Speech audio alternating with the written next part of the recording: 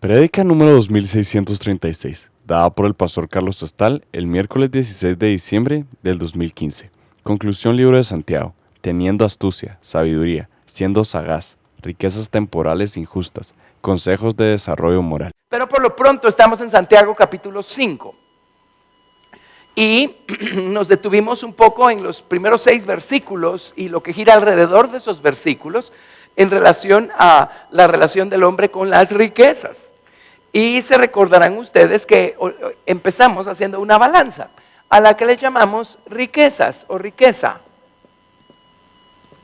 Riquezas, hagámoslo en plural. Y de un lado de la balanza pusimos riquezas eternas. Del otro lado de la balanza pusimos riquezas temporales. ¿Son malas las riquezas temporales? Depende del corazón que las maneja y las manipula. Y las riquezas temporales pueden ser justas o, y aquí es donde nos metemos en problemas, injustas. Así es que pues gracias a Dios hemos estudiado varias cosas. El hermano Ismar cuando estábamos en retiro les habló más, se enfocó acerca del desarrollo moral porque es el tema del libro de Santiago. Santiago nos enseña de una manera muy enfática cómo vivir, cómo debemos comportarnos. Amén.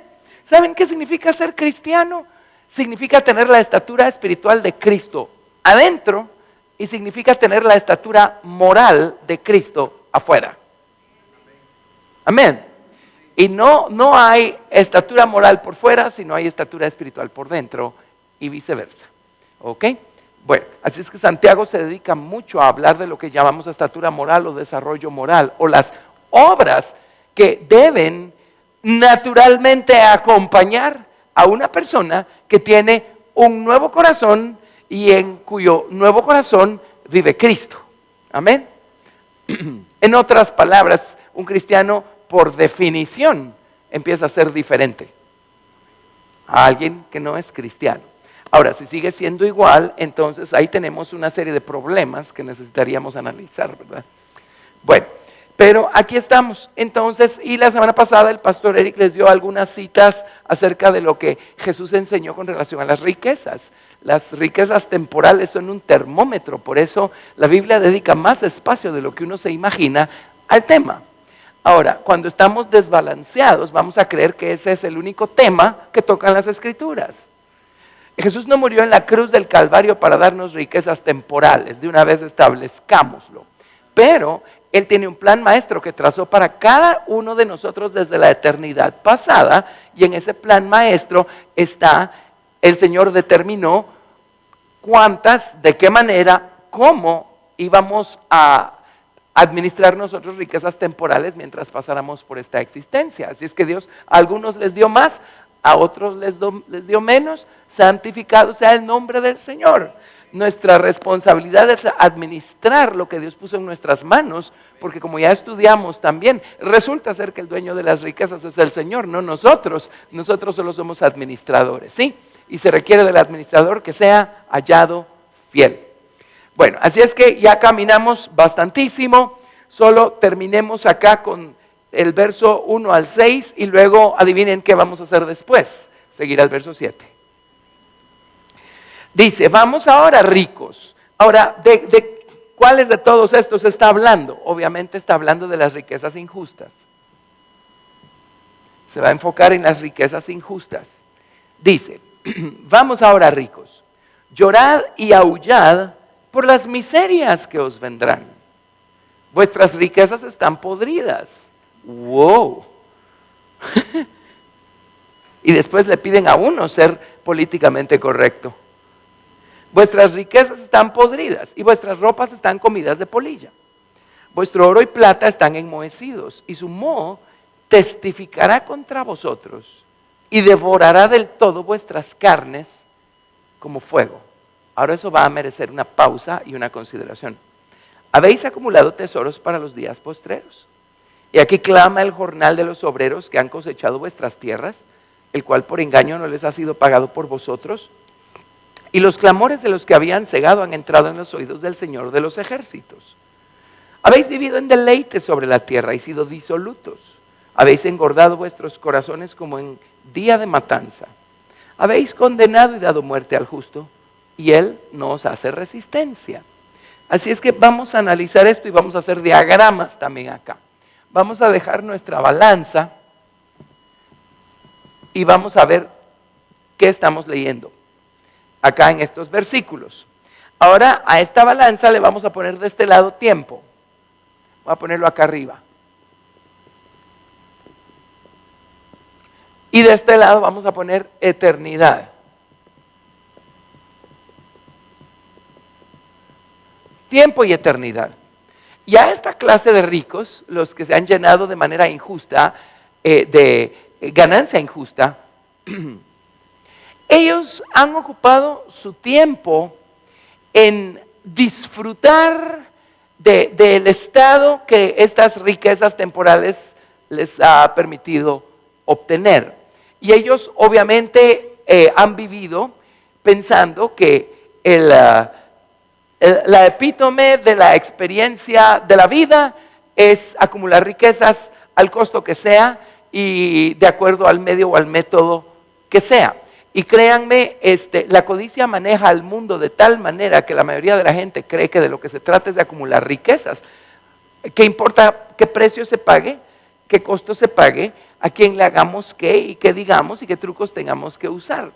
Pero lo que pasa con la persona o el tipo de personas que se está describiendo acá es que dice, miren, están felices, gozosos y dichosos disfrutando de sus riquezas temporales, ¿verdad? Creyendo que alcanzaron la cima del mundo.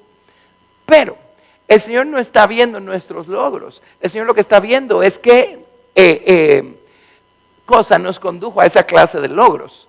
¿Qué clase de actitudes? ¿Qué clase de acciones? ¿Qué clase de mentalidad?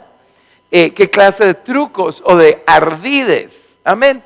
Y entonces, esta es una historia semejante a la del rico y Lázaro, que la estudiaron la semana pasada, me parece, con el pastor Eric. La historia del rico y Lázaro. O sea, el problema del rico no era que fuera rico, el problema del rico es que era como era. Amén. Y él dedicó todo el tiempo a disfrutar de sus riquezas temporales y en ningún momento se le ocurrió que el día que todo haya sido dicho y hecho aquí abajo, vamos a estar allá arriba o allá abajo. De cualquier manera vamos a comparecer delante del Señor y vamos a rendirle cuentas de lo que hicimos o dejamos de hacer. Entonces resulta que el rico de la historia del rico y Lázaro no se preparó para lo eterno. Su depósito eterno estaba vacío. Era eternamente pobre, pero fue temporalmente rico y dichoso. En tanto que Lázaro fue temporalmente pobre y vivió en miseria y etcétera. Pero Lázaro no se fue al seno de Abraham por ser pobre. En medio de su situación, él eligió buscar al Señor y obviamente lo encontró. Y obviamente el Señor se convirtió en su fuente de gozo y de satisfacción. Y no vemos a Lázaro quejarse en ningún momento. Allí dice que deseaba llenarse con las migajas que caían de la mesa del rico, pero no dice que Lázaro se dedicara a murmurar y a alegar y a acusar a Dios de injusto. Todo lo contrario, si se fue al seno de Abraham es porque en medio de su situación él supo buscar a Dios y supo encontrarlo. Amén. No tenemos que tener riquezas temporales para buscar a Dios y encontrarlo. Pero por el otro lado, no esperemos a ser despojados de todo para entonces empezar a buscar a Dios y encontrarlo. Donde estemos, allí busquemos a Dios, allí encontrémoslo. Amén. Entonces, los ricos que se describen acá son como el rico de la historia del rico y Lázaro. Estamos hablando de personas que dedicaron cada gota de energía, cada minuto de su tiempo a ir acumulando riquezas temporales. Vamos a ver qué medios y qué métodos utilizaron estos que se describen acá. Pero empieza diciendo, lloren y aúllen por las miserias que os vendrán. Ahora, una persona como la que se describe aquí, a ver, aquí está el tiempo y aquí está la eternidad. ¿Dónde va a disfrutar de placeres, deleites? ¿Y dónde va a ser miserable? En el tiempo va a tener todos los placeres y todos los deleites que necesita, pero va a ser eternamente miserable. Amén. Entonces creo que tenemos que abrir nuestros ojos, ¿sí? Y pensar que el tiempo, realmente saben para qué estamos aquí, para hacer elecciones. Y Dios sabe qué necesitamos para hacer las elecciones correctas. Y algunos necesitan riquezas temporales, porque eso los va a ayudar a hacer las elecciones correctas. Otros necesitan no tener tantas riquezas temporales, porque eso los va a ayudar a hacer las elecciones correctas. Dios no se equivoca, Él es perfecto, Él es sabio. Él tiene un plan, un propósito, un diseño. Y todo lo que Dios permite, todo lo que Dios crea para nosotros en esta existencia, estoy hablando de problemas también, tienen por objeto el ayudarnos a enfocarnos en la eternidad y empezar a atesorar para lo eterno y empezar a quitarle a las cosas temporales la proporción que por regla general les damos y no tienen. Amén. Bueno, entonces miren cuál fue la conducta de estos que están descritos acá. Dice, bueno, primero describe su estado, ¿verdad? Dice, llorad y aullad por las miserias. Vamos a poner miserias del lado de la eternidad. Miserias.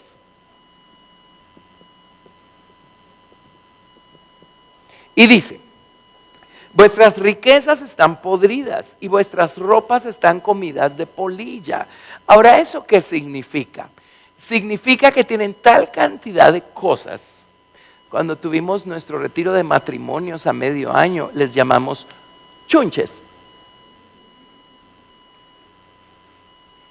O sea, ¿cuántos vestidos se puede poner alguien encima a la vez? ¿Cuántos carros puede uno manejar al mismo tiempo? O sea, ¿cuántas casas necesita uno para vivir? Pero estos tienen tal cantidad de cosas que sus cosas ahí están sentadas en un rincón apoliándose y oxidándose. Porque son cosas que ni necesitan, ni están usando, ni están compartiendo. Amén. Pero sigue diciendo, vuestro oro y vuestra plata están enmohecidos. Ahora oigan, esto es lo grave. Su moho testificará contra vosotros y devorará del todo vuestras carnes como fuego. Ahora, ¿eso cómo va a ser? ¿Cuándo? ¿Y dónde?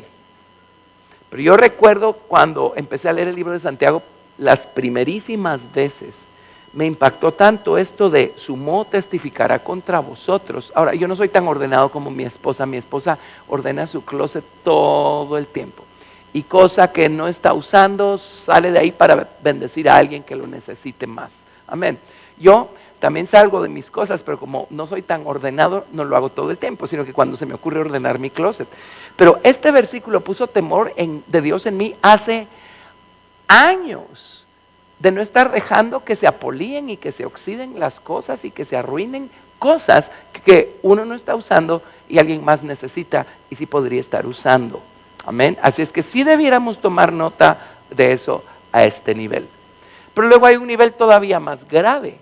Y dice que este moho y estas cosas, dice, va a testificar contra nosotros y va a devorar del todo nuestras carnes, pues no las nuestras, ¿verdad? Pero sus carnes, como fuego. ¿Saben dónde va a acontecer eso? En el lago de fuego.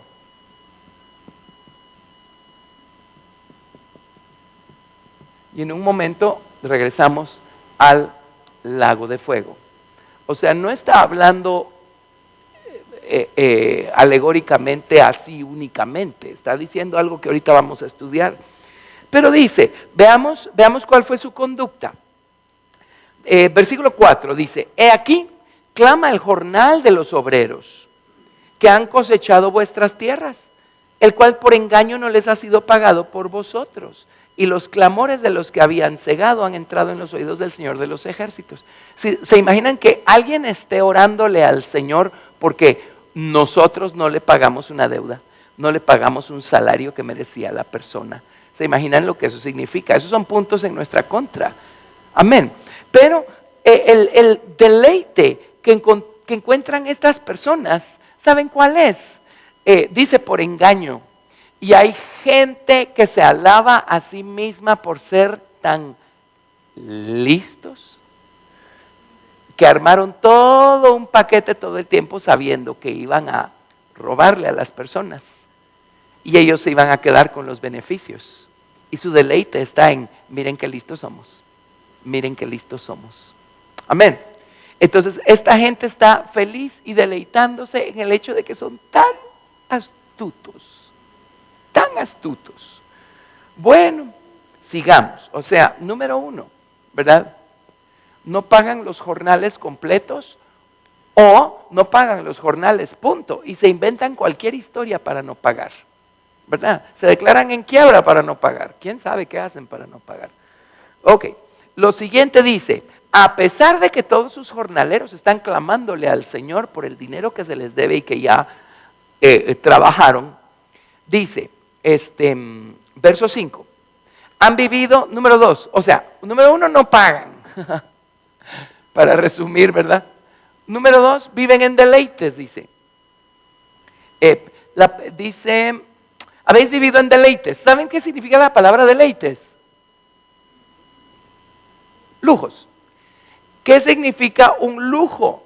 Significa algo que está por encima de la necesidad. O sea, mi necesidad pudo haber sido satisfecha sin necesidad de tanto. Pero, no, Señor, o sea, yo no quiero solo satisfacer mi necesidad, quiero ir más allá de solo satisfacer una necesidad, ¿verdad?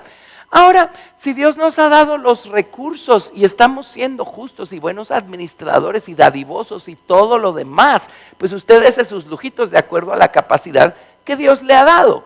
Pero no nos perdamos al contexto de la clase de actitud que está describiendo aquí Santiago. Dice, viven en lujos y no están pagándole su jornada a los obreros. Luego dice, vamos a ver, dice, y han sido disolutos. La palabra disolutos, 3, disolución significa placer. Viven en placeres. Y esa es la cosa. Por eso Jesús dijo algo tremendo. Dijo, no muchos ricos entrarán en el reino de los cielos. No dijo que ninguno. Pero ¿saben qué pasa con las riquezas? Ahora, las riquezas no pueden ser buenas o malas en sí mismas. Estamos hablando de objetos inanimados, ¿verdad? Pero ¿saben qué tienden a provocar las riquezas en el corazón humano? Independencia. Independencia. Independencia. Lo hago porque lo puedo pagar y ¿quién me va a decir que no? ¿Verdad? Por eso, ¿saben qué? Los momentos de apreturas, agradézcanlos. Nos restringen. Y eso es lo mejor que nos puede pasar. Estar restringidos de alguna manera. Amén. Amén. Nuestro orgullo lo detesta, porque nuestro orgullo es una ciudad sin muros y un campo abierto. Pero es lo mejor que nos puede pasar muchas veces. Amén. Pero placeres. ¿Por qué todos esos placeres? Pues ¿y quién me dice que no lo haga si lo puedo pagar? ¿Verdad? Luego dice, habéis engordado vuestros corazones como día de matanza. 4. El número 4 se llama comida. Y se han agradado, complacido, consentido a sí mismos con toda clase de manjares. Dice, habéis condenado y dado muerte al justo y él no os hace resistencia. 5. Condenado y dado muerte al justo. En otras palabras, como tienen los recursos, ¿se creen jueces? Por no decir dioses. Y ellos son los que deciden, ¿verdad? Dictaminan. ¿Qué? ¿Con quién? Etcétera. Bueno, aquí tenemos. Pero dice Santiago acá, bueno, han disfrutado de todo lo que las ganancias injustas les ha permitido tener y obtener. Pero el problema es que si mueren en ese estado, les esperan miserias eternas. Amén. Les espera el lago de fuego. ¿Se recuerdan qué es el lago de fuego? El lago de fuego, bueno, el lago de fuego es el aliento caliente de Dios. Y allí es donde van a terminar ultimadamente todas las cosas, ¿verdad? En esta dimensión. No podemos considerar los lugares físicos, porque en primer lugar Dios no es un ser físico, Dios es espíritu. Amén. Pero lo que sí es que el lago de fuego es un lugar En el infierno es juzgado el espíritu, es juzgada el alma de las personas. Es juzgada el alma de las personas. Pero en el lago de fuego va a ser juzgado el espíritu, el alma y el cuerpo de las personas. Por eso la gente va a ser lanzada al lago de fuego después de la segunda resurrección, cuando sus cuerpos se hayan levantado de la muerte y se hayan unido a su espíritu y a su alma. Y entonces van a ser lanzados vivos al lago de fuego, a este lado de Dios, a este lado del aliento de Dios. Dedicaron toda su vida a rechazar, a darle la espalda, a alejarse del aliento de Dios. Bueno, cuando todo ha sido dicho y hecho, van a vivir eternamente metidos adentro de un aliento que toda la vida rechazaron. Y eso va a ser un tormento, va a ser un tormento. Amén. Vámonos por favor a Marcos 9:42. Marcos 9:42. Marcos 9:42.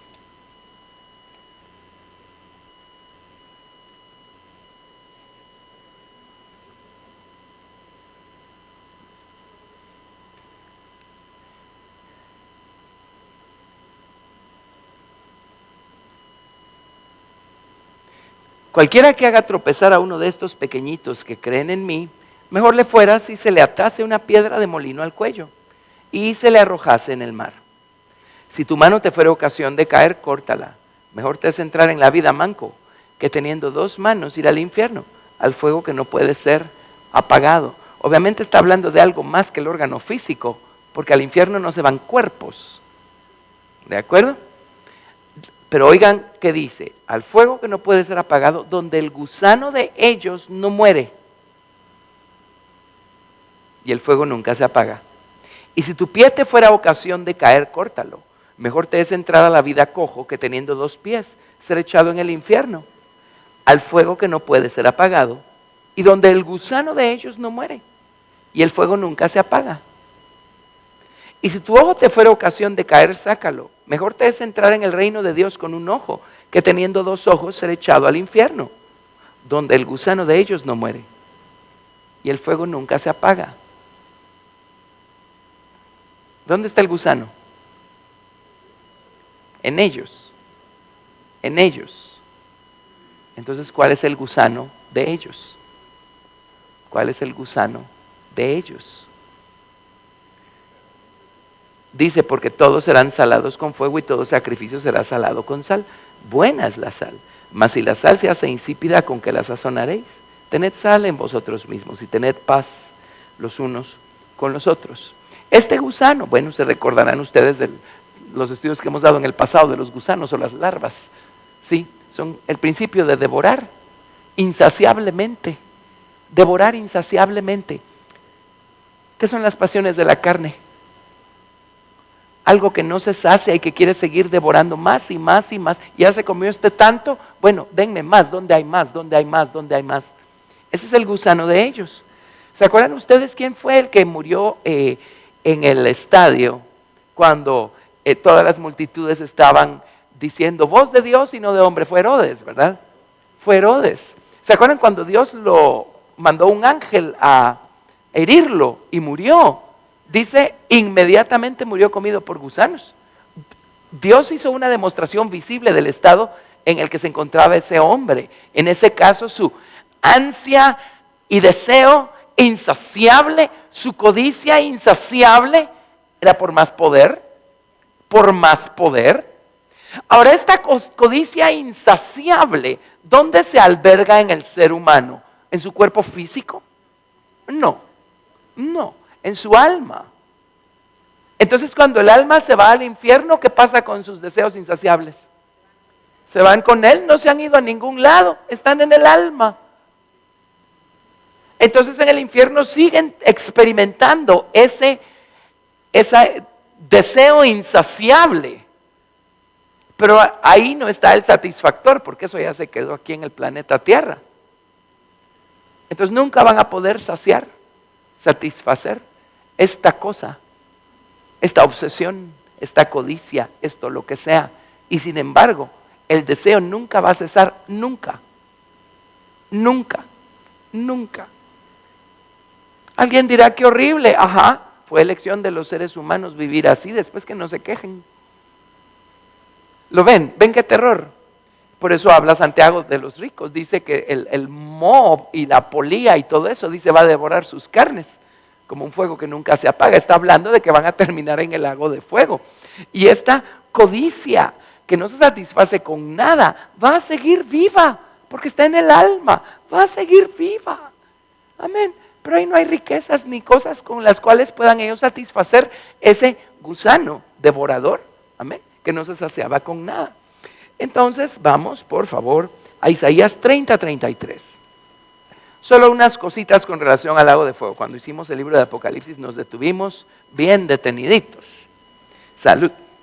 Apocalipsis 30, verso 30. Isaías, perdón. Salud. Isaías 30:33. Isaías 30:33.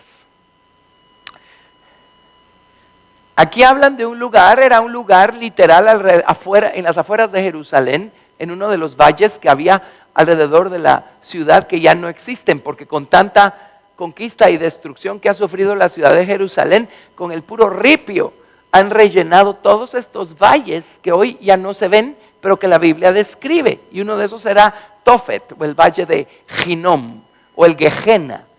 Era un lugar literal, así se llamaba ese valle. Gei en hebreo es valle, era el valle de Hinnom. Pero este era un lugar a donde llevaban sus ídolos y ahí los quemaban y un montón de cosas. Entonces aquí le llaman Tofet, ¿verdad? Es una forma poética, digamos, de llamarle al lago de fuego, porque está describiendo el lago de fuego. Dice, porque Tofet ya de tiempo está dispuesto y preparado para el rey, profundo y ancho, cuya pira es de fuego y mucha leña. El soplo de Jehová, como torrente de azufre, lo enciende. Les di esta cita para probar el hecho de que el lago de fuego no es otra cosa más que el aliento de Dios, el aliento caliente de Dios. Amén. Dios tiene aliento frío y aliento caliente. Por eso en el Salmo 18 dice que de su boca sale granizo y carbones de fuego. Amén. El aliento frío de Dios tiene que ver con su lado humilde. El aliento caliente de Dios tiene que ver con su lado exaltado. Cuando Dios partió las aguas del Mar Rojo, el Señor sopló con su aliento helado, humilde, sobre las aguas y congeló las aguas del mar. Y por eso Israel pudo pasar en seco por en medio del Mar Rojo. Pero cuando pasó el último israelita, entonces el Señor sopló con su aliento caliente sobre las aguas del Mar Rojo y descongeló las aguas y estas cayeron encima de los egipcios. Amén. ¿Y qué saben los egipcios? Figura del mundo, figura del diablo, de la humildad o de la exaltación que hay en Dios. Todo lo que tienen pues es lo que el diablo les ha dado, todo lo que el mundo maneja, ¿verdad? Usurpado. Así es que es el aliento caliente de Dios el que enciende el lago de fuego. Amén. Amén, amén. No quisimos darle a Él la gloria y reconocer que solo Él es exaltado y el que merece la gloria, y nosotros debemos ser humildes delante de la presencia del Señor, sino que el hombre quiso siempre vivir en exaltación, robando hacia aliento caliente. Bueno, van a terminar sus días metidos adentro del aliento caliente de Dios. Perdón. Amén. Vámonos a Isaías 34. Y algunas cosas también, porque aquí describen el lago de fuego que arde con azufre. Y aquí lo ubican en el territorio de Edom o Bosra, que físicamente se ubica al sur de Jerusalén. Allí es donde Dios va a crear este lago de fuego. Pero no podemos estar hablando de cosas únicamente físicas, porque estamos hablando que ahí están cuerpos, almas, espíritus, ¿verdad? Ahí va a terminar sus días el diablo, ahí va a terminar sus días el anticristo, el falso profeta. Bueno, dice, vamos a ver, verso 5.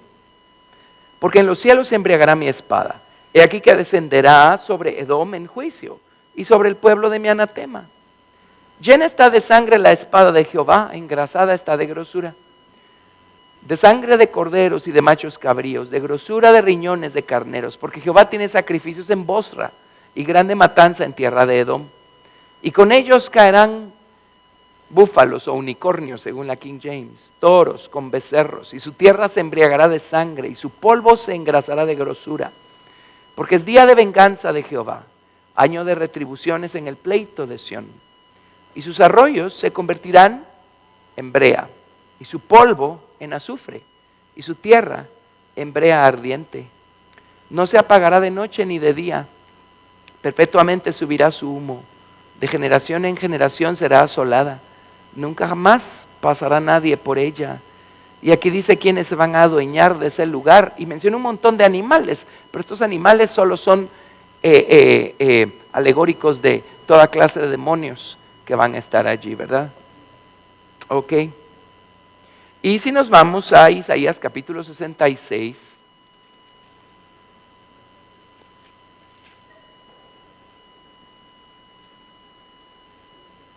Isaías 66, leamos tal vez desde el verso 22. Isaías 66, 22. Dice, porque como los cielos nuevos y la nueva tierra que yo hago permanecerán delante de mí, dice Jehová, así permanecerá vuestra descendencia y vuestro nombre. Y de mes en mes y de día de reposo en día de reposo vendrán todos a adorar delante de mí, dijo Jehová. ¿Quién sabe cómo se van a medir los meses y cómo se van a medir los días? Porque se acuerdan que el sol va a ser 7 veces más luminoso que ahora, y la luna va a brillar como el sol cuando el Señor haya restaurado todas las cosas. Así es que mentalicémonos a que no es como ahorita, no pongamos hoy como punto de referencia. A los jóvenes les expliqué algunas cosas de cómo era antes en el jardín del Edén. No lo pongamos como la referencia que tenemos hoy, porque cuando se empieza a describir la semana creativa en el libro del Génesis, no había sol y había árboles. Y fue la tarde y la mañana un día y no había sol para medir una tarde y una mañana de 24 horas. Es otra cosa. Pero dice, y saldrán y verán los cadáveres de los hombres que se rebelaron contra mí, porque su gusano nunca morirá y su fuego nunca se apagará, y serán abominables a todo hombre. Tremendo, ¿verdad? La palabra gusano aquí es tolá, ¿se acuerdan? Significa hablar impulsivamente, significa devorar. Eso es lo que significa, ¿verdad? Así es que está hablando de esa ansia por más de lo que sea, que nunca pudimos o nunca pudieron o podrán llevar a los pies del Señor Jesucristo, para que el Señor Jesucristo los limpie, los toque, los convierta. Y así como la carne humana codicia cosas, cuando el Señor nos convierte esa capacidad, entonces el espíritu humano empieza a codiciar lo verdaderamente codiciable. Se llama Jesús, su naturaleza, su estatura espiritual, su presencia, su nombre. Amén. Entonces, ¿qué está diciéndonos aquí la palabra de Dios? Nos está diciendo, miren, no se desbalanceen. En primer lugar, no midan su éxito en base a las posesiones temporales, valga la redundancia, que ustedes poseen, porque solo Dios sabe cómo se hicieron de ellas. Y esto no es lo que Dios va a poner en la balanza, es esto lo que Dios va a poner en la balanza. Amén. ¿Sí? Y número 2, no se jacten tampoco de todo lo que hacen y tienen y viven en esta vida, porque eso es temporal. Qué bueno, si el Señor los bendijo así, bendito sea su nombre. Amén. Pero no pierdan de vista que aquí solo estamos de paso y estamos haciendo elecciones para una eternidad que viene. Amén. Y si metemos sus 80, 90 años que usted va a vivir sobre la faz de la tierra dentro de este pizarrón y le llamamos eternidad a este pizarrón, a ver, ubíqueme usted sus 80, 90 años sobre esta tierra, ¿qué tamaño le va a poner? ¿Lo ven? Entonces resulta ser que aquello por lo que el hombre da la vida no es tan importante al final de cuentas. Por eso el Señor dice que una de las cosas que ahoga la palabra en el corazón es el engaño de las riquezas. El engaño de las riquezas. Amén. Entonces, una cosa más con esto. Ahora, aquí están describiendo a una persona astuta, ¿no? Sí, hizo lo que se le ocurrió. para hacerse rico. Y ante los ojos del mundo, wow, qué persona más ejemplar. ¿Así es el mundo o no?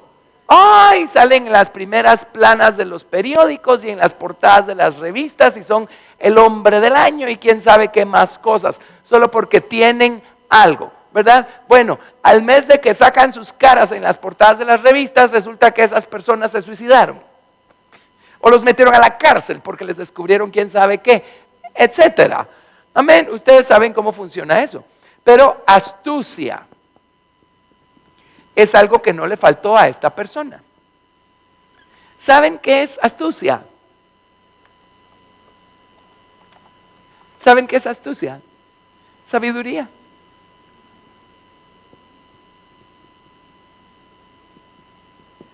Sabiduría no convertida. Un don que está siendo utilizado para ganancia personal y no bajo la soberanía de Cristo. Y la gente se alaba porque son astutos. Y les cuentan a sus amigos y a sus compañeros, mira, hice un negocio, y lo que hacen es que se adulan a sí mismos y cuentan cómo fueron de astutos y por eso lograron hacer lo que hicieron. Amén. Astucia. Ahora, vámonos a una lección que hay acá en Lucas 16, a partir del verso 1, y estoy seguro que ustedes se han rascado la cabeza cada vez que leen esto. Lucas 16, verso 1. Y esto antecede la historia del rico y Lázaro. Lucas 16, 1. Lucas 16, del 1 al 17. Tal vez no tanto, pero bueno, veamos dónde terminamos. Es Jesús enseñándole a sus discípulos lecciones tremendas y dijo también a sus discípulos, había un hombre rico que tenía un mayordomo y este fue acusado ante él como disipador de sus bienes. Era su administrador y estaba mal usando y abusando de los bienes de su señor. Entonces le llamó y le dijo, ¿qué es esto que oigo acerca de ti? Da cuenta de tu mayordomía porque ya no podrás más ser mi mayordomo. Entonces el mayordomo dijo para sí, ¿qué haré? Porque mi amo me quita la mayordomía. Cavar no puedo, mendigar me da vergüenza. Pues sí, era un businessman. No se iba a poner a mendigar ni a cavar. Dice, ya sé lo que haré para que cuando se me quite de la mayordomía, me reciban en sus casas. Porque de plano voy a perder mi trabajo, entonces mejor me congracio con algún amigo de mi amo, ¿verdad? Y llamando a cada uno de los deudores de su amo, dijo al primero, ¿cuánto debes a mi amo? Él dijo, 100 barriles de aceite. Y le dijo, toma tu cuenta, siéntate pronto, escribe 50. Después dijo a otro, ¿y tú cuánto debes?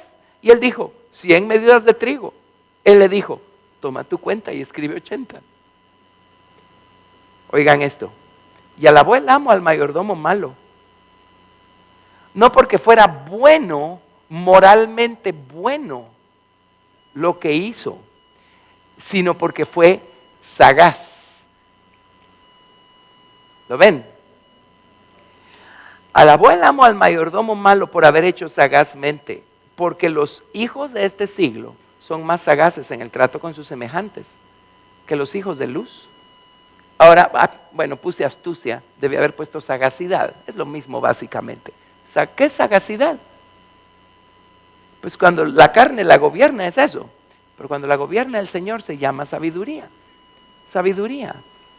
¿Y es cierto o no es cierto lo que dijo el Señor acá? Dijo, miren, los hijos de las tinieblas con las ganancias injustas muchas veces son más sagaces que los creyentes para las cosas espirituales y para las cosas eternas. Tienen una chispa y unas ideas y unas cosas para hacer toda clase de cosas ilegítimas de ese lado. Amén. Y a nosotros no se nos ocurre ni cuál debiera ser el siguiente paso que debemos dar para corregir un hábito, o para huir de una tentación, o para crecer un poquito más en estatura espiritual, o para poder memorizar un poco mejor la palabra y que se nos quede, o para estar conscientes y pendientes de practicarla cuando llega el momento. Eso es el contexto de esta historia acá. Amén. Es como cuando yo les digo, miren, si hubiéramos estudiado parvulitos como estudiamos la Biblia, nunca nos hubiéramos graduado a prepa. Entonces, ¿por qué somos tan buenos para los estudios seculares? Pero cuando se trata de estudiar la palabra de Dios de manera analítica y explorativa, tenemos un bloqueo. Y no es falta de inteligencia, porque hay que ver qué cosas podemos hacer allá afuera. ¿Lo ven?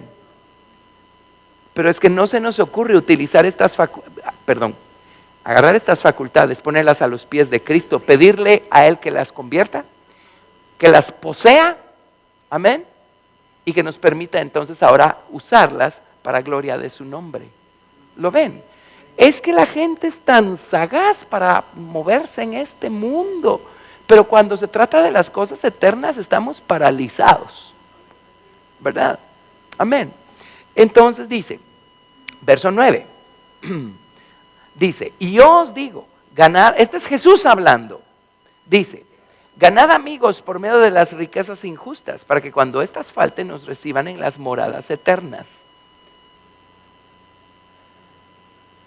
Déjenme descifrárselos.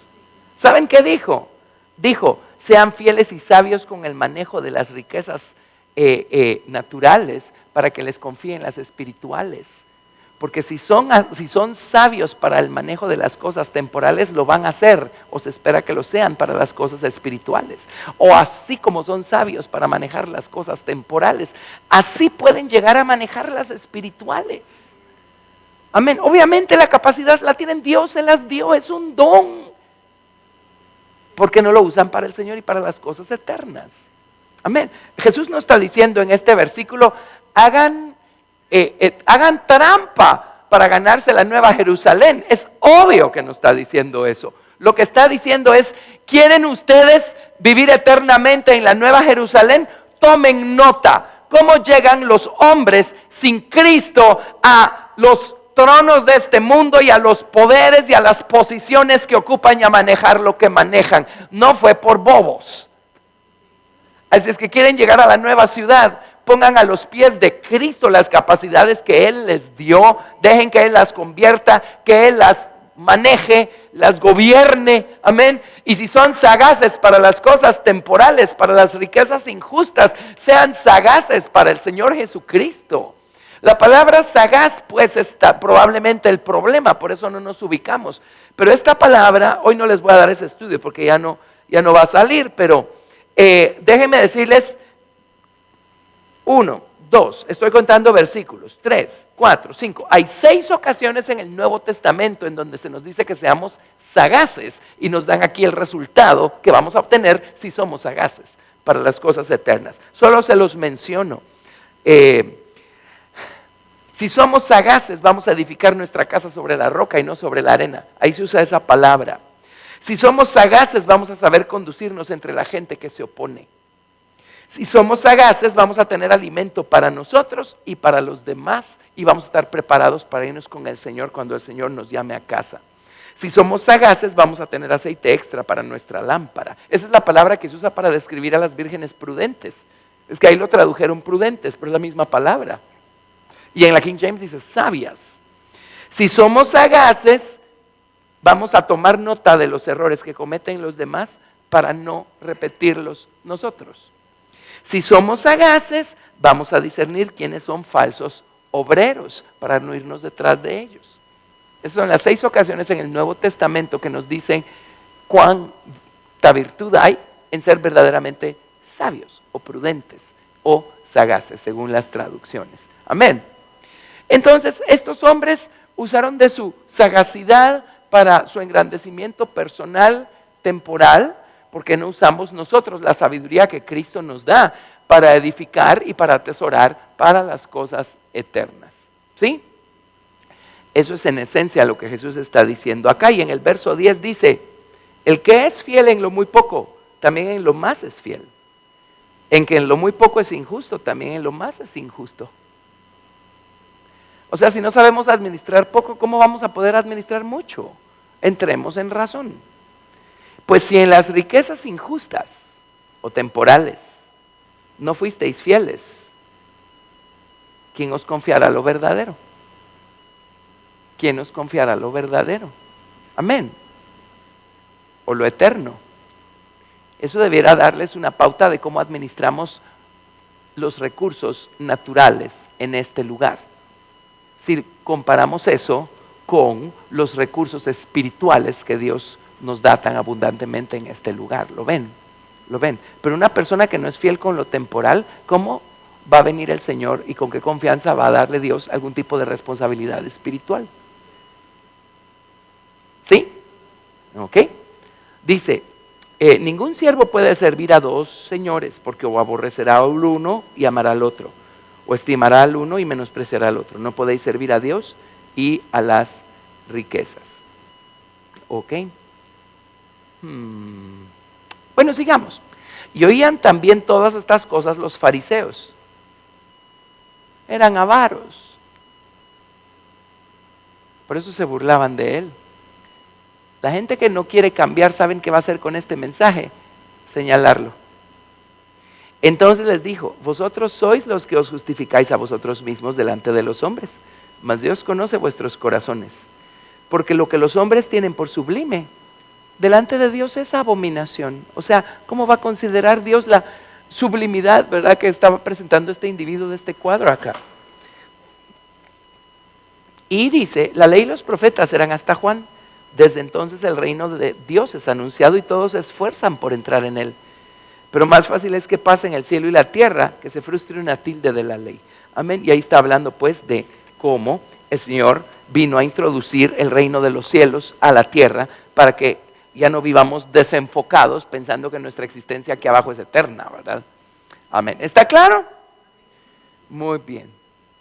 Entonces regresemos a Santiago. Regresemos a Santiago. Santiago capítulo 5. Y alguien dirá, pero qué básica esta lección. Pero miren, ¿cuántos de nosotros seguimos cayendo en el engaño de medirnos por lo que tenemos? O medir a alguien más por lo que tiene y hacer una comparación y decir, de plano está mejor que yo porque tiene más que yo. ¿Quién sabe? Solo Dios sabe. Solo Dios sabe. ¿Verdad? Y ya no nos sorprenden esas noticias, pues, que un día la persona está hasta arriba y al día siguiente la persona está hasta abajo porque le descubrieron la manera como se hizo de riquezas temporales. ¿Ok? Y es lo que los hombres consideran sublime, ¿verdad? Bueno, entonces, fin de ese pensamiento y pasamos al verso 7 en Santiago capítulo 5. Y aquí entonces tenemos exhortaciones varias cosas. El libro de Santiago abarca tantos temas, tantos detalles, pero aquí hay exhortaciones varias. Hay 9 exhortaciones varias. Vamos a ver. Dice, por tanto, hermanos, por tanto. ¿Qué es por tanto? Bueno, pues si a ustedes les tocó estar del lado de los jornaleros a los que no les pagan su jornal, ¿verdad? O les tocó estar del lado de aquellos que los juzgan injustamente y los condenan injustamente, etcétera. Dice, tened paciencia. Número 1, paciencia. Sean pacientes. El sistema de este mundo es injusto, ¿o no? ¿Saben por qué? Porque todo el mundo está buscando obtener provecho personal. ¿Qué importa? ¿A qué costo o a costillas de quién? Amén. Y muchas veces Dios va a permitir que nosotros seamos la víctima. Ahora, si nosotros somos los victimarios, no se nos ocurra no ir al Señor y decirle, Señor, perdóname, y restituir. Amén, amén. Pero dice, por tanto, hermanos, tened paciencia hasta la venida del Señor. Mirad cómo el labrador espera el precioso fruto de la tierra, aguardando con paciencia hasta que reciba la lluvia temprana y tardía. Tened también vosotros paciencia. ¿Saben qué es la paciencia? La capacidad para aceptar y aguantar con gozo. Eso es paciencia. Aceptar y aguantar con gozo. Aceptar y aguantar con gozo. Y eso nos lleva, dejen un dedito acá en Santiago y vámonos a Gálatas 6 del 7 al 9.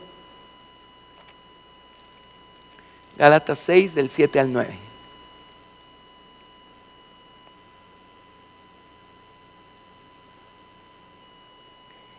Así es que aguantemos, no nos cansemos, no desmayemos, sigamos aguardando con gozo. Gálatas 6 del 7 al 9 dice: no os engañéis, Dios no puede ser burlado, pues todo lo que el hombre sembrare, eso también segará. Porque el que siembra para su carne, de la carne segará corrupción, mas el que siembra para el espíritu, del espíritu segará vida eterna. Pero ustedes saben que el proceso entre sembrar la semilla y cosechar fruto maduro del árbol requiere de un tiempo. Por eso, sean pacientes. Aprendan de los segadores. O sea, ellos ya sembraron la semilla, pero ahora lo que tienen que hacer es esperar. ¿Sí? Dice: no nos cansemos pues de hacer el bien, porque a su tiempo segaremos, si no desmayamos. Es que cada vez que hago algo bueno me salen con una más buena todavía. Bueno, no nos cansemos de hacer el bien, porque a su tiempo segaremos. Lo estamos haciendo para el Señor. Amén. Que una cosa nos sostiene, porque después dice, la segunda cosa dice, la primera es: sean pacientes. ¿Hasta cuándo tengo que aguantar esto? ¿Quién sabe? A lo mejor hasta que se muera, así es que mejor sea paciente. Y la segunda cosa es: afirmen sus corazones. Afirmar. Dice, tened también vosotros, verso 8, tened también vosotros paciencia y afirmad vuestros corazones, porque la venida del Señor se acerca. Afirmar, la definición de afirmar es volverse resueltamente en una dirección determinada. Y las pruebas pueden hacer que, como las olas del mar, ¿verdad?, nos sacudamos de un lado al otro. Y en ese proceso podemos perder el norte y empezar nosotros a sentir que nos ahogamos por las pruebas y las tribulaciones y las cosas de esta vida. Pero dice: afirmen sus corazones. En otras palabras, vuélvanse resueltamente en una dirección determinada. Enfóquense en el Señor Jesucristo, en el amor con el que Él los ama, en el hecho de ser salvos. Que más, todo lo demás será ganancia, pero solo el hecho que Dios el Padre haya venido y nos haya atraído y nos haya revelado a Cristo, amén, el Salvador, y nos haya ayudado a entender que nosotros necesitábamos salvación, y el Señor vino y nos limpió con su preciosa sangre. Afirmemos nuestro corazón. Estamos padeciendo, estamos sufriendo, enfoquémonos, reenfoquémonos en Cristo. Él no nos ama menos.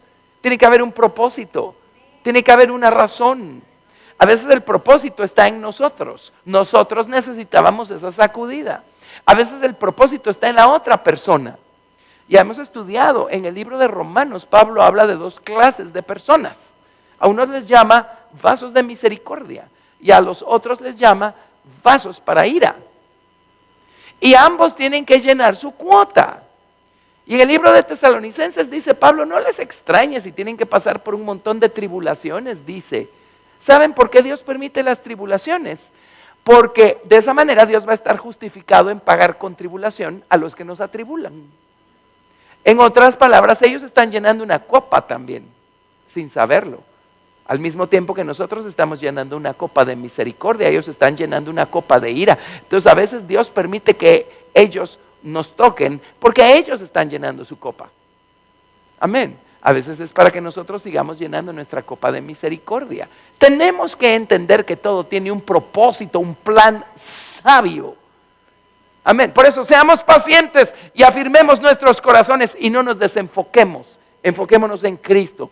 Y una de las cosas que más afirma el corazón, ¿saben qué es? Porque 2 veces dice: porque la venida del Señor se acerca. La venida del Señor está cerca. Una cosa que más afirma el corazón es la conciencia de que el Señor viene pronto. Déjenme decirles cómo funciona. Vámonos a 1 de Juan capítulo 3, verso 3. 1 de Juan capítulo 3. Bueno, leamos verso del 1 al 3. Primera de Juan 3, del 1 al 3. Dice, mirad cuál amor nos ha dado el Padre, para que seamos llamados hijos de Dios. Por esto el mundo no nos conoce, porque no le conoció a Él. Amados, ahora somos hijos de Dios, y aún no se ha manifestado lo que hemos de ser. Pero sabemos que cuando Él se manifieste, seremos semejantes a Él, porque le veremos tal como Él es. Y todo aquel que tiene esta esperanza en Él, se purifica a sí mismo, así como Él es puro. ¿Qué esperanza? El hecho que un día Jesús se va a manifestar. Esto no solo significa Jesucristo quien está a la diestra del Padre, también significa Jesucristo que está sentado en el trono de nuestro nuevo corazón. ¿Entendieron eso? No lo entendieron, se me quedaron viendo. Cuando Cristo se manifieste, a ver, ¿dónde está Cristo? No solo está a la diestra del Padre, está aquí adentro. ¿Qué creen que va a pasar cuando sea la manifestación del Señor Jesucristo? Se va a manifestar Cristo, punto. No solo Cristo a la diestra del Padre, sino Cristo que está en el corazón de los creyentes. Y la creación entera gime y aún está con dolores de parto, aguardando la manifestación gloriosa de los hijos de Dios. Amén, amén. ¿Ven qué emocionante es todo esto? Entonces dice, si no perdemos eso de vista, si afirmamos con ese pensamiento en nuestros corazones, dice, en vez de estar llorando porque alguien nos está pegando, vamos a purificarnos a nosotros mismos. ¿Sí? ¿Qué nos mueve a ser hoy mejores que ayer? El hecho que un día vamos a rendir cuentas. El hecho que un día vienen por nosotros. El hecho que el tiempo lo tenemos contado y no tenemos mucho tiempo para desperdiciar. Trabajemos dejando que Cristo crezca en nosotros, se forme en nosotros. Amén. Una de las cosas que más afirma nuestro corazón es la conciencia de la pronta venida del Señor Jesucristo. Y es lo que les he dicho, ¿y qué si no viene en nuestra generación? Bueno, eso es lo que le pasó a los primeros apóstoles y desde ellos hasta acá. Es más, lo que ganaron, viviendo conscientes de que el Señor podía venir en su generación, si hubieran vivido en disolución, porque Cristo todavía se tarda en venir. Amén. Es una de las cosas que más nos afirma, ¿sí? Ok. Esa es primera de Juan. Y bueno, solo ese les doy. Ok, sigamos adelante en Santiago. Santiago capítulo 5. Así es que dice, seamos pacientes, afirmemos nuestros corazones. Luego en el verso 9 dice, hermanos, no os quejéis unos contra otros, para que no seáis condenados. He aquí, el juez está delante de la puerta. No quejarnos.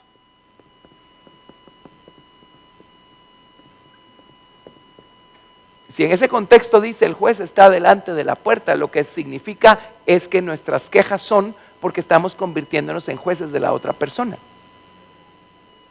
¿Sí? O sea, nosotros estamos dictaminando, estamos nosotros dando veredictos. Por supuesto, los veredictos siempre van a ser favorables cuando son hacia nosotros mismos y desfavorables cuando son para la otra persona. Entonces, cuando nos convertimos en jueces, siempre la otra persona va a estar mal. Dice, no se quejen los unos de los otros para que no seamos condenados. En otras palabras, estamos asumiendo el papel de jueces injustos. Estamos asumiendo que toda la culpa la tiene la otra persona. Amén. Y estamos fallando en ver dónde estamos siendo culpables nosotros. No nos quejemos. Luego, número 4. Dice, vamos a ver. Vuelven a tomar el tema de la paciencia, el número 1. Dice, verso 10. Hermanos míos, tomad como ejemplo de aflicción y de paciencia a los profetas que hablaron en nombre del Señor. Tremendos siervos, vidas completamente rendidas al Señor, y todos terminaron asesinados por la misma gente a la que ellos estaban sirviendo. Entonces ya no se nos ocurra un día que el Señor permite un poquito de dolor, decir, Señor, pero si yo te sirvo. Bueno, a Jesús terminaron crucificándolo. Entonces, ¿quiénes creemos ser nosotros para que a nosotros no nos pase? Dice, he aquí tenemos por bienaventurados a los que sufren. ¿Oyeron eso? Bienaventurados es felices. Tenemos por bienaventurados a los que sufren. Por supuesto, no los que sufren en términos generales o porque son ladrones. No. Está hablando de aquellos que sirviendo al Señor están padeciendo persecución por causa de su nombre. ¡Qué privilegio! Amén. Dice, habéis oído de la paciencia de Job y habéis visto el fin del Señor, que el Señor es muy misericordioso y compasivo. Amén. El caso clásico de Job es que Dios lo arruinó temporalmente porque esa ruina temporal iba a limpiar a Job, amén, incluso en las profundidades más oscuras de su voluntad inconsciente, de ese orgullo que había en Job, que le hacía creer que Dios tenía una deuda con él porque él era tan bien portado. ¿Ok? Bueno, verso 12, dice, pero sobre todo, hermanos míos, y aquí está el número 4, dice, no juréis ni por el cielo, ni por la tierra, ni por ningún otro juramento, sino que vuestro sí sea sí, vuestro no sea no, para que no caigáis en condenación. ¿Qué significa jurar? No juréis. A mí no me van a oír usar el término te lo juro. Eso es algo que yo establecí hace años. Yo no uso ese término y veo que muchos lo usan así con mucha liviandad. Pero la palabra jurar en hebreo viene de la raíz hebrea Shiva. ¿Se acuerdan que es Shiva o Sheva? 7. La raíz de la palabra jurar o juramento es la palabra 7 o el número 7. Y si se van a su diccionario, el número 7 es el número completo o perfecto. Entonces, cuando uno dice te lo juro, uno lo que está diciendo es estoy afirmando de manera perfecta y completa lo que te estoy diciendo. ¿Y qué ser humano tiene la garantía de estar hablando de manera perfecta y completa? ¿Lo ven? Entonces dicen, con decir sí debiera ser suficiente, con decir no debiera ser suficiente. Y encima de todo, vamos a ver si es aquí, hasta aquí lo menciona, no tenemos que irnos a los demás versículos porque hay bastante, pero dice, no juren ni por el cielo, ni por la tierra, ni ningún otro juramento. El Señor Jesús dijo, no juren ni por el cielo, ni por la tierra, ni por Jerusalén, dijo. ¿Saben por qué? O sea, ¿a qué horas estamos poniendo como garantía de la certeza de lo que estamos diciendo algo de lo que no tenemos ningún control? O sea, controlamos el cielo para que podamos ponerlo como garantía de que nosotros somos tan justos y tan rectos con lo que estamos afirmando, ¿verdad?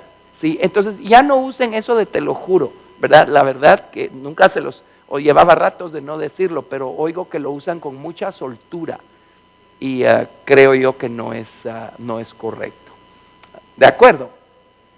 Así es que decir que vamos a hacer un juramento, literalmente en hebreo, significa vamos a hacernos un número 7 a nosotros mismos. Y el único perfecto es el Señor Jesucristo. Entonces estamos poniéndonos en una capacidad que no tenemos, inexistente, es una fantasía, ¿sí? Si con decir sí no es suficiente, entonces vayamos al Señor. O sea, que la gente no nos crea porque dijimos que sí o que no, es porque ya nos hicimos fama. Entonces la pregunta es, ¿por qué nos hicimos fama? ¿Por qué la gente no nos cree?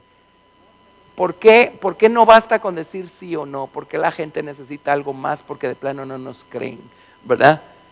¿Lo ven? Entonces no juremos. Luego dice, verso 13, ese sería el punto 5. Punto 5. Miren, es una cantidad de cosas las que insertó Santiago. A lo mejor él estaba igual que nosotros, tal vez era su último miércoles del año y por eso metió todo esto en este último capítulo. Verso 13 dice, ¿está alguno entre vosotros afligido? A ver, ¿está usted afligido? Ore. Pero por regla general es lo último que hacemos. Nos quejamos, lloramos, alegamos, pataleamos, le echamos la culpa a alguien, porque alguien tiene que tener la culpa, ¿verdad? No, estamos afligidos. Oremos, oremos. La Biblia dice, en Filipenses dice, por nada estáis afanosos, sino sean conocidas todas vuestras peticiones delante de Dios con toda oración y súplica y con acciones de gracias.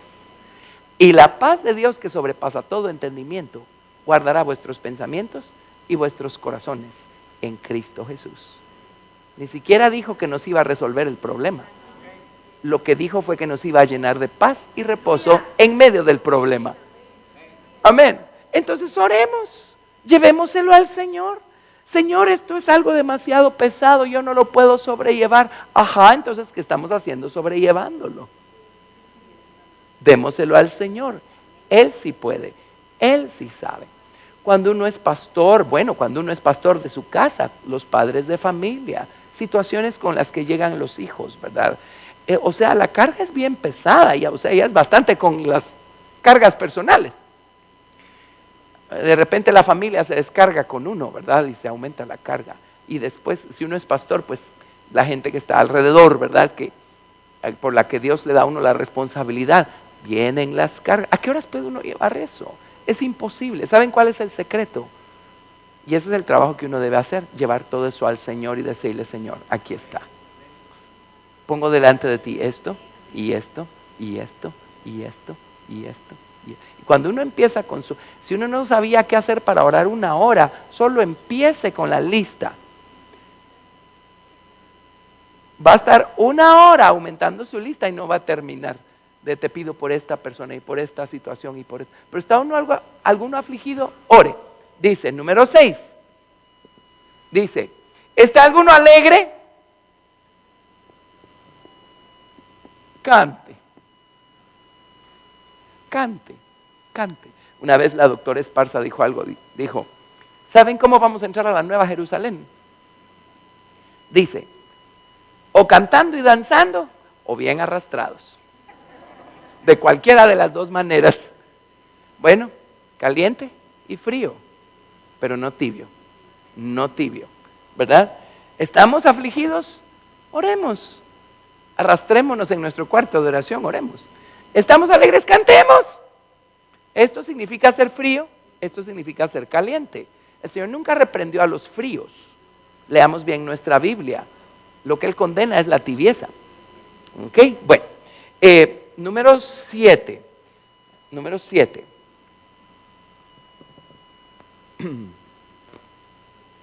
Verso 14. ¿Está alguno enfermo entre vosotros? Llame a los ancianos de la iglesia y oren por él, ungiéndole con aceite en el nombre del Señor. Y la oración de fe salvará al enfermo, y el Señor lo levantará, y si hubiere cometido pecados, le serán perdonados. Y a veces, cosas que terminan en situaciones físicas empezaron siendo situaciones morales. Por eso dice, ¿verdad? Si hubiere cometido pecados, le serán perdonados. Pero dice, ¿está enfermo? Que oren por usted. Llame a los ancianos y que oren. Pongamos aquí hermandad. No lleve sus cargas solo. Para eso tiene una familia espiritual. Amén. Y para eso hay ancianos. Ancianos significa personas maduras. Personas maduras. Vaya y consiga personas que son maduras en el Señor. Únjalo con aceite y oren, ¿verdad? Y cuando uno invoca el nombre del Señor Jesucristo sobre ese aceite, el Señor Jesucristo unge ese aceite. Amén. Y cuando ungimos a las personas con aceite que ha sido ungido por el nombre del Señor Jesucristo, pasan cosas. Cosas pasan, dice alguien por ahí. Amén. Sí, así es que oren y pídanle a personas maduras que oren. ¿Ok? Bueno, verso 16. Este sería el punto 8. Confesaos vuestras ofensas unos a otros y orad unos por otros para que seáis sanados. La oración eficaz del justo puede mucho. confesar nuestras ofensas. ¿Se acuerdan que el Señor dijo, si ustedes saben que alguien tiene algo en contra de ustedes y van camino al altar a depositar su ofrenda, deténganse, dice, arreglen primero su situación, restauren la armonía con sus hermanos y confiésense las ofensas los unos a los otros. Mira, qué vergüenza, pero necesito decírtelo. El otro día hablé de ti y no debí, perdóname, ¿verdad? Y con un corazón limpio se puede y trae mucha sanidad y se restablece la armonía otra vez, ¿verdad? Ahora hay personas que usan estos principios para darle aún más rienda suelta a su carne. Y van y dicen, ¿sabes qué? Pues nunca te había hablado, pero ¿sabes qué quiero decirte? Que eres un presumido, un engreído y me has caído mal toda la vida. Así es que vengo a pedirte perdón y en el amor del Señor que me perdones, porque la verdad yo tenía una molestia contigo. Ahora eso se llama, mejor no digo qué, ¿verdad? Sí, pero hay gente que lo hace así, pero confesémonos las ofensas.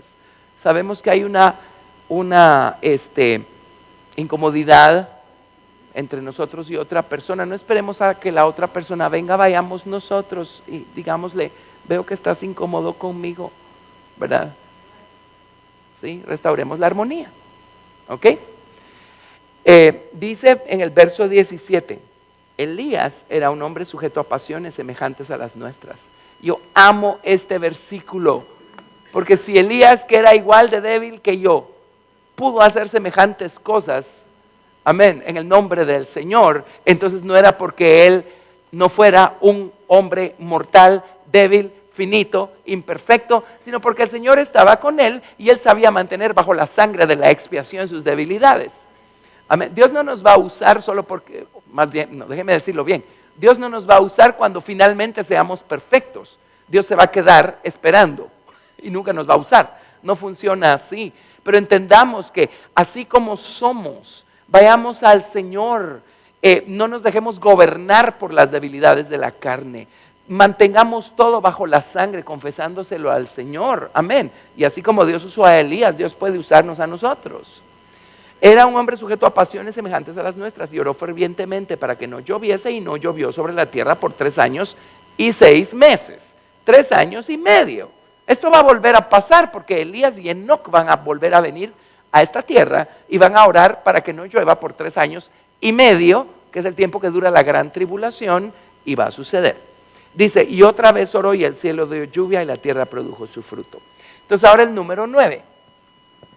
Dice, hermanos, si alguno de entre vosotros se ha extraviado de la verdad y alguno le hace volver, sepa que el que haga volver al pecador del error de su camino, salvará de muerte un alma y cubrirá multitud de pecados. Hacer volver al que se ha extraviado. Hacer volver. Y esa fue la célebre respuesta que le dio Caín al Señor cuando le dijo, ¿dónde está tu hermano? ¿Que soy yo acaso guarda de mi hermano? Le respondió Caín. ¿Saben cuál es la respuesta? Sí, sí lo somos. Sí, sí lo somos. Sí, sí lo somos. Amén.